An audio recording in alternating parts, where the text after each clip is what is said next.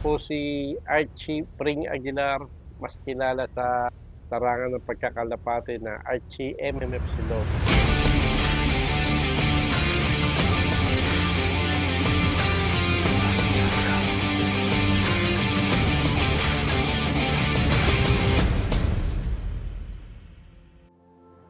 Nag-start po ako magkalapate way back 2004 dahil lang doon sa anak ko na mahilig mag-alaga ng kalapate. Marami kong mga nahingan ng kalapate during that time. May mga nagbibigay sa akin ng mga kumpare ko. Hindi tayo aware sa mga lahi-lahi that time. Talagang zero tayo sa pag-alaga ng kalapate. Pero para sa akin, binigay yung pinsan ko, ang lahi nga daw nun, Black Hawk Down. Hindi naman ako aware sa lahi. Huli ko na nung nalaman na pelikula pala yun. Tapos ako na yung nahook sa pagkakalapate.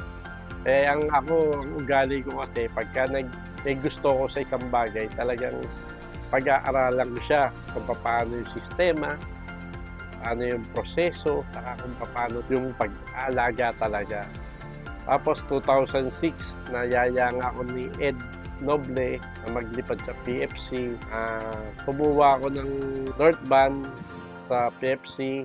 Tapos doon ko nakita na pagka hindi ka talaga sanay magkalapate, maawa ka sa inalagaan mong kalapate. Kasi nung karera na ng North Race, talagang nakita ko yung ibong ko. Pagka dumarating, talagang hirap sila. Kita mo, minsan pakpak na lang yung pinangaano nila para makapasok na sa loob ng kulungan nila. Sa awa ko sa pagkakalapate, talagang nag-concentrate ako, nag-focus ako mag-aral sa pipa.be, doon ako nag-aral.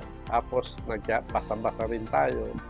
Nung pagdating naman ng South, wala akong pang-entry na young bird. Naglipad ako ng old bird, siguro mga 8 birds sa South sa PFC. Pero yung mga ibong ko, nanggaling lahat nung nagsimula ko, galing din kay Ed Noble yung ibang linyada ko. Tapos yun nga, pagdating ng South, medyo makakapag-aral na tayo, medyo na na natin yung ibon. First time ko manalo ng 8 overall sa South, hanggang Tacloban race pa yon. Yun yung ibong ko na unang-una, pero ang linyada niya nanggaling talaga kay Ed. Tapos naglaro rin ako sa mga club. Marami kong nilaruan din na ibang club. Naglaro ako sa PFC Guarpa, tapos naglipad din ako sa UCPC.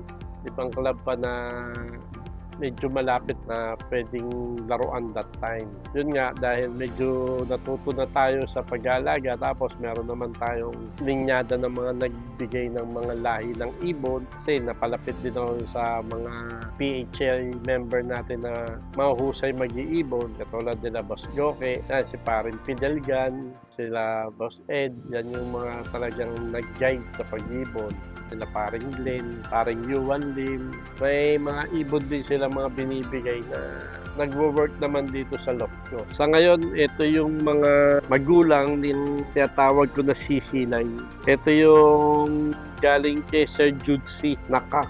2017, tapos 2018, nag-produce na siya ng winner.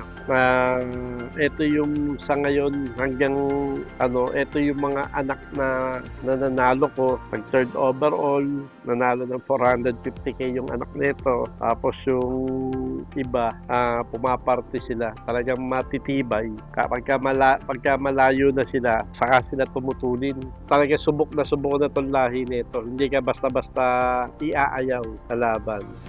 Husay na breeder to. Ninbreed ko siya, tapos pinaris ko sa iba. Winos ko sa mga ibang line ko ng mga Bandenbrook. Nanalo pa rin. Kaya medyo inaalagaan natin maigi at ini-inbreed na natin kasi medyo may edad na to. 2017 kasi to. Ito pa rin yung isang foundation na yun ginagamit ko ngayon. Galing din kay Sir Jude ito. Last time nung galing dito Sir Jude, sinabi niya nga na pang long distance na to. Lahi ni Peter to Peter 1. Medyo hindi matandaan sa mga lahi kasi kailangan nakalista. Kailangan talaga mo eh. Pero bilib ako sa kanila, sa kabisado nila nung nakita pa lang niya yung ibon na nandito sa akin. Sabi niya, gamitin ko, may edad na at para magagaling daw yung mga nag-anak na ito sa kanya. Kaya talagang ngayon kinokondisyon ko lang sila para maisalang kahit hindi ano ng breeding season. Eto si CC91, siya yung nanalo ng 450K. Third overall, Calbayog Daybird. Kasi wala tayong ano, makakita mo lang sa hipo nila, maliliit din yung ano, yung katawan nila na medyo creep na parang mga apple shape na ano niya. Ito, nag-produce na rin na sa akin ng ano, Magnes Meat, nag-produce na ng winner. Maganda yung mga lahi nitong sisid na to. Maaasahan. May mga nakuha sa akin nito na mga lahi nila. Nagpanalo rin sa mga loft nila. Medyo ang ano lang noon, nananalo tayo sa karera, sa mga parte, pero malayo sa mga overall. Tapos nga, noong 2010, nung mga awarding namin sa MNFC, nakilala ko si Doktora Dita. Parang inano niya ako na i-try yung product niya. Yun nga, access naman yung paggamit ko nung product niya. Nag-ano na ako ng overall, 2012, 2011, nanalo tayo ng mga lap. Meron din tayong noong 2012, nag-overall ako sa MMFC, first overall, yung line nga ni Casper. Nalaban ko na siya sa ibang club na pumarte rin siya, tapos dahil matuloy siya, nilaban ko rin siya sa ano, sa MMFC. Nag-first overall to, pero ang line din nito, galing din dati kay Boss Ed, mga Grecian line. Tapos yung ano, that same year ng North, kasabay niya naman second overall naman si Black Eduardo. Ito yung si Black Eduardo, bali second overall siya sa PFC 2012, tapos Triple Crown winner siya ng second apari. Bali ang line niya, Stichelbout, may cross ng Biberman.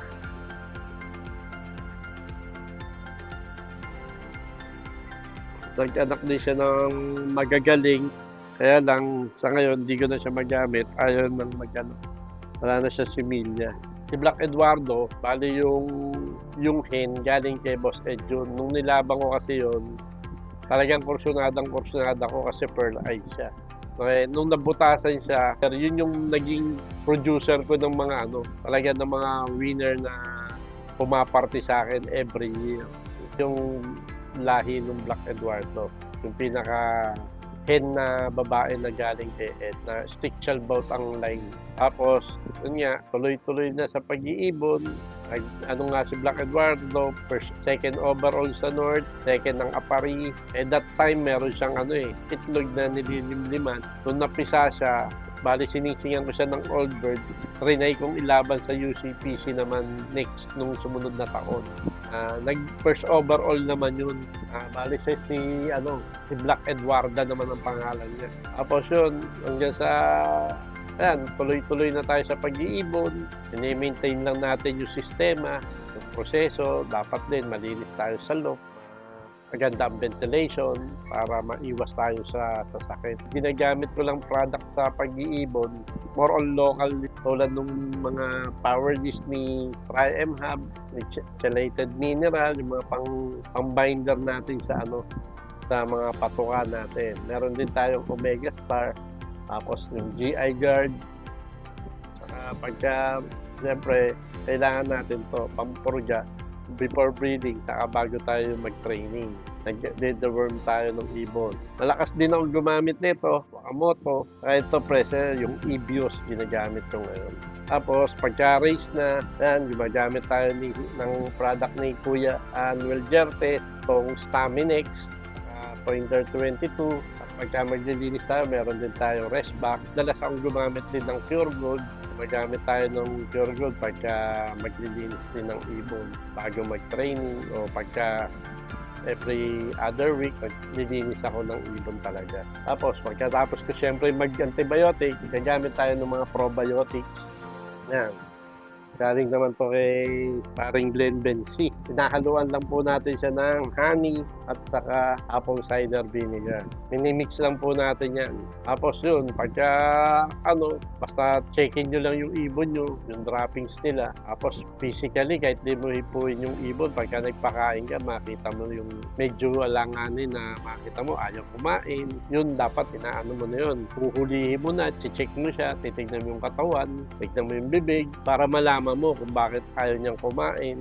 Yun yung isa-separate mo para obserbahan mo siya. Alagay mo siya sa isang lalagyan ng sa breeder cage para ma-check mo kung ano yung dapat mong maibigay na gamot dahil doon sa ibon. Madali na malaman ng ibon pagka merong may sipon. Makita mo yan, namumula ilong, nawawala yung pulpos ng ilong, hindi pa puti. Ang ano ko lang, maobserbahan nyo yung ibon nyo. Lagi nyo pagka papakain ka, tapos twice a week, paligo, para ma-maintain nila yung sigla ng katawan nila. Saka para pagka malapit na naman magturo, para mag-training, alam mo na kaya nila umikot ng maganda para makasabay sila pagka magta-training ka na. Mag-self-toss ka muna bago ka magkarga sa truck. Dapat kahit 30 minutes umiikot yung ibon. Ngayon medyo busy sa ngayon medyo busy tayo sa trabaho kaya hindi natin natutukan yung ibon natin. Ang routine ko na lang, gising ako ng 5:15, bababa para maghilamos, mag-toothbrush, magpapakain na ako ng kalapate. Tapos bubuksan ko na yung labasan nila para makalipad sila, malalabasin ko lahat. Pagpasok nila, may nakaready na silang pagkain sa tubig. Ganun din yung mga stock bird ko. Yun yung nagiging everyday routine natin sa pagkakalapate dahil wala naman po tayong lockman. Kung pare ko, tinutulungan niya ako sa pagpapakain sa hapon. Tapos hindi naman siya available, yung wife ko ang nagpapakain o yung mga pamangkin ko. Kisuyo lang tayo para lang hindi tayo maano sa paghahabi natin sa kalapate.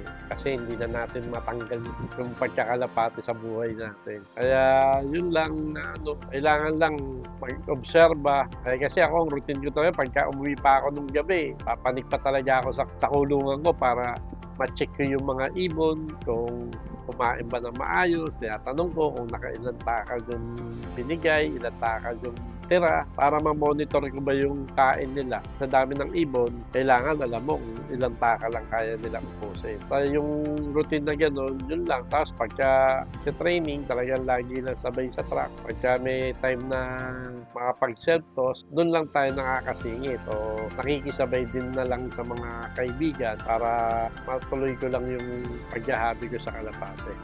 Siguro, ma-advise ko sa mga nagkakalapate at mga baguhan, kung meron naman kayong mga kaibigan na magpapahiram ng ibon dapat alagaan nyo rin yung ibon na pagka nanghiram kayo pagbalik. Siyempre, kailangan maganda pa rin yung kondisyon. Kasi mahirap pagka nanghiram, pagka pangit kondisyon, nakakahiya naman. Pero sa mga kung kaya nyo naman maka-afford, doon kayo pumunta sa mga consistent winner na nag-iibon para makakuha kayo ng linyada na maayos, na pwede kayong ilaban hanggang dulo. Kasi sa pagkakalapate, talagang sipag, saka monitoring. Talagang gusto mong manalo, talagang may gastos, may expenses talaga. Kaya ang pagkakalapate, hindi siya basta-bastang hobby lang din. Medyo may kaunting gastos talaga. Kaya dapat, para manalo, tutukan niyo yung ibon nyo, monitor nyo lagi. Dapat continuous learning. Sabi nga na marami rin kasi ko, minsan nanonood din ako ng mga vlog. May mga napupulot din naman po tayo. Hindi naman tayo sobrang galing mag-ibon. Pagka may nalilimutan ako, minsan bumabalik din ako sa simula para maalala ko yung mga nalilimutan ko. Siguro sa akin lang, mas unahin muna natin yung siyempre panggasto sa pamilya bago sa hobby natin. Yun lang po. Salamat.